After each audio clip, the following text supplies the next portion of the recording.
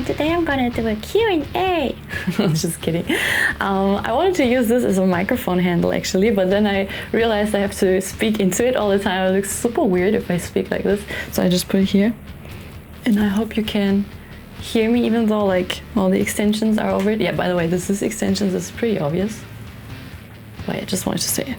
It's not my real hair, it's someone else's real hair. Anyways, yeah, I'm gonna do a Q&A today. I got a lot of questions on Instagram. Thank you everyone who replied to my sticker or sent me a private message. I try to answer everyone as good as possible, as straightforward as possible. I'm about to go have pancakes with my friend later. That's why I got ready and I just used the time to film this, so let's go. So Coco has been my nickname for years. There was a time like people told you that you shouldn't use your real name on Facebook, so I stopped using that and you need to put in 2 names on Facebook. At that time I got my back tattoo. I don't know if you can see it here. It's like a crown. Can you see it? Anyways, it's a crown. Yeah, I felt like this is suitable for someone with a crown tattoo to be called Royal or Royal. I kind of like want to keep it pronounced as Royal, Coco Royal, because that would be the German pronunciation and that's how I intended to be called when I chose this name. I think you can probably hear that I'm from Germany. Like I have an accent, definitely. I try to hide it as much as possible, but I don't know if it is.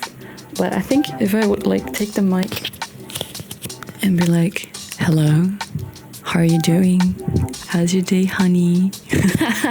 No, I think I would need one of those like podcast mics to do weird shit with it. I don't know if it works with this one. I'm really happy that you like it. What's your favorite pizza? That's one of my favorite questions I got. I really love this question because I can talk about food all day long. In Japan, it's called Chicago pizza. So it's a very deep dish pizza and it's filled with like a lot of tomato sauce, cheese, and all the ingredients that you choose. And I'm trying to be vegetarian, so the pizza would probably be filled with a lot of veggies for me. And a lot of cheese. There's not enough cheese in Japan, like for real.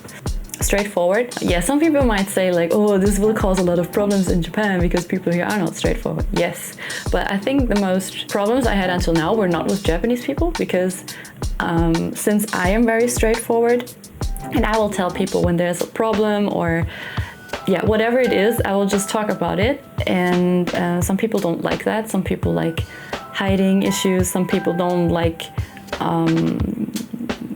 when you criticize them. I love being criticized. If you have anything to criticize on me, please put it in the comments and I will read it and I will be like, okay, what can I improve? Like, what can I do different? But some people don't like that. And I mean, it goes the other way around because I am straightforward and that's kind of like how I expect other people to be towards me. So if someone isn't straightforward, it feels kind of fake really fast. So yeah, that's one thing. I think I'm funny. That wasn't my cue face. Why am I doing this? And what's the third thing? Tired. I'm tired most of the time. I can actually sleep everywhere. I was interested in Japanese music for like when I was like 15, 16, I kind of started being interested in it. And that's when I started to try to learn Japanese, but I didn't make it over the level of katakana, hiragana. I kind of like stopped there because I don't know, like you probably remember the Fukushima incident. So when this happened and I was still at school in Germany and I was taking Japanese lessons in the evening every now and then. I was still interested and then the Fukushima incident happened and then people were telling me like, oh, you can never go to Japan, like this is too dangerous, like you shouldn't, blah blah blah. And then also my life got busy. I started to work, started going to festivals, to shows and stuff like that. So I kind of forgot about all this like Japan thing. The first time I ever went to Japan was in 2017 with a friend group and it was pretty nice. And it was like you probably know this feeling, like if you come to Japan for the first time, it feels a bit like going to a amusement park for the first time in your life, and everyone feels so nice and everything feels so cute and it just, I mean, living here, I know it's not like that. Yeah, so I went here with my friend group, and after that I was like, oh my god, I need to be here for longer. I need to experience this more. I need to find out more, and first and foremost, I have to study Japanese more. Like I have to, yeah, get back to at least the hiragana, katakana level, because over the years I forgot everything. I came here with a working holiday in 2018 for the first time, and working holiday for German people is 1 year max. So during that time I started working at a cafe, and I had like hiragana, katakana level, like JLPT and 5. It's very, very low, but it's a start. Like you have to start somewhere. So I was working in a cafe, and working there, obviously I realized that it's not enough. It's not enough for daily life. It's not enough for making friends. After this 1 year working holiday, I went 2 years to a Japanese language school in Japan. And the thing is that from the first day it was all online because Corona happened, like the Corona pandemic happened. And that meant for us students that we didn't have any activities. We never met the other students in person. Like we never went to a classroom, and that was really hard because at the time I was living in like a 12 square meters, super tiny 1K. It was like the tiniest place ever. Like you would walk in and there was only the bed, there was nothing else, only the bed and the door to the bathroom. It was like a bunk bed, and under the bed there were all my clothes. Like when I started studying and I needed a table to put my laptop on for the Zoom meeting, the daily Zoom meeting, and I made like a little space between my clothes, and I was just sitting under my bunk bed on the floor and trying to keep up with my Japanese lesson. And that was very, very, I was miserable at that time. Like I was not in a good place.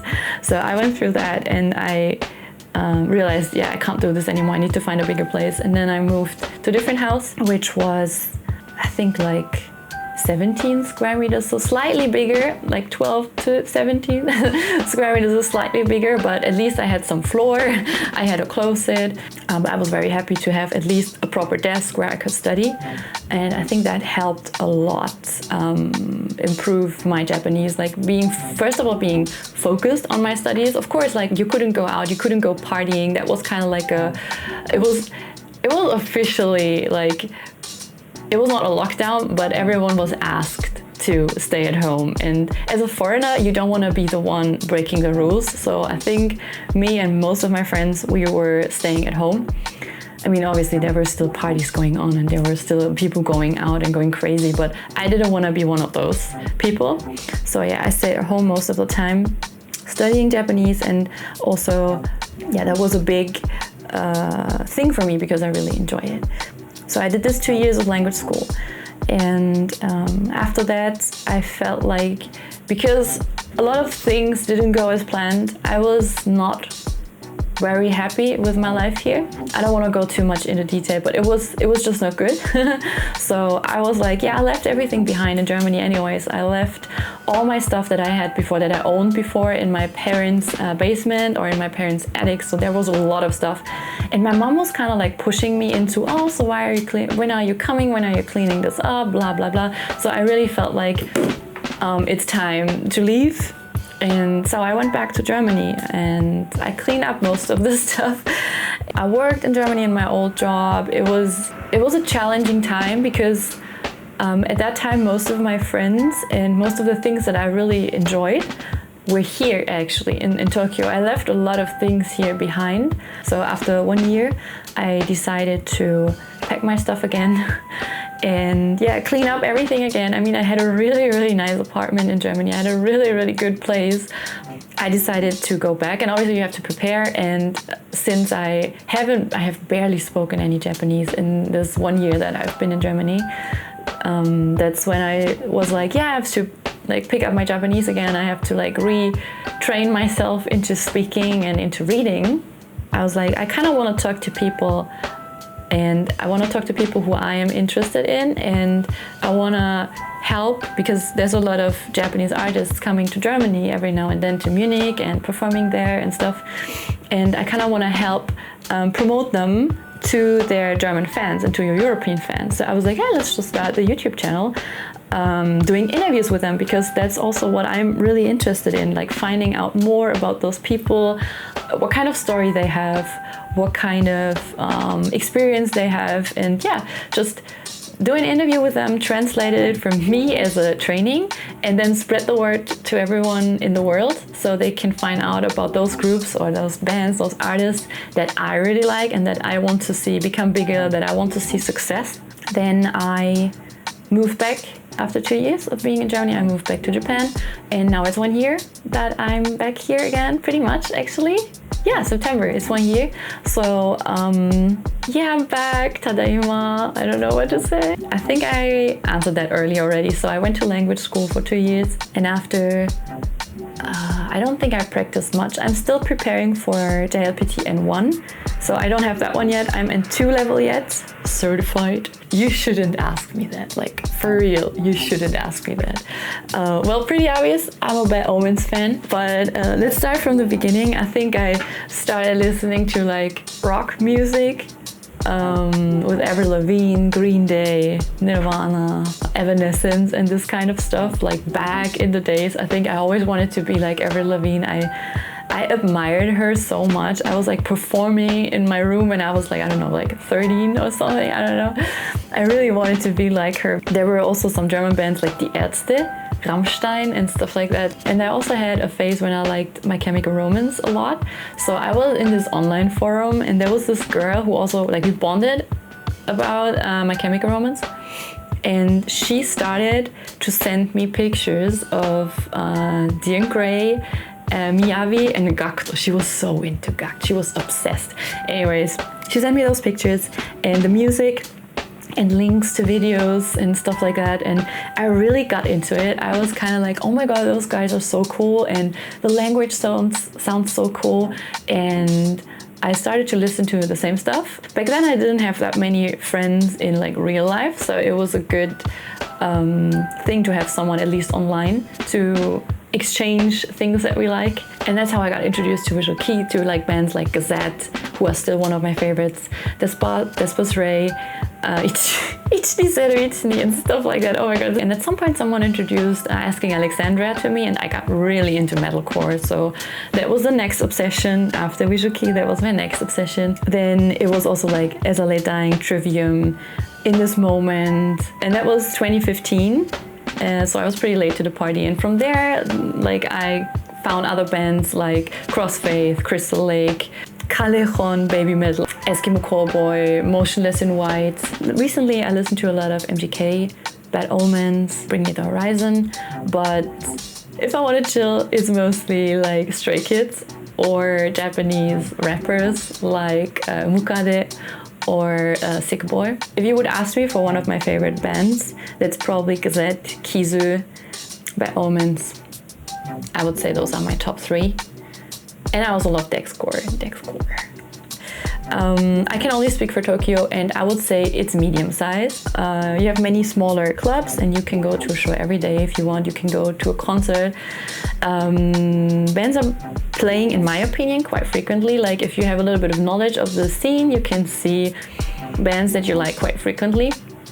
I think there is a scene in Nagoya as well, and in Osaka, and I think a little bit in Sapporo. If you have any recommendations for those cities, you can drop them in the comments to spread the word. Yes, I should make a separate video about tattoos in Japan and about my tattoos maybe, because there is so much to it. I think if you ever consider you want to live in Japan, with the current situation still, you shouldn't get a tattoo. That's my personal opinion. I think this one is probably still one of my favorite, like this part.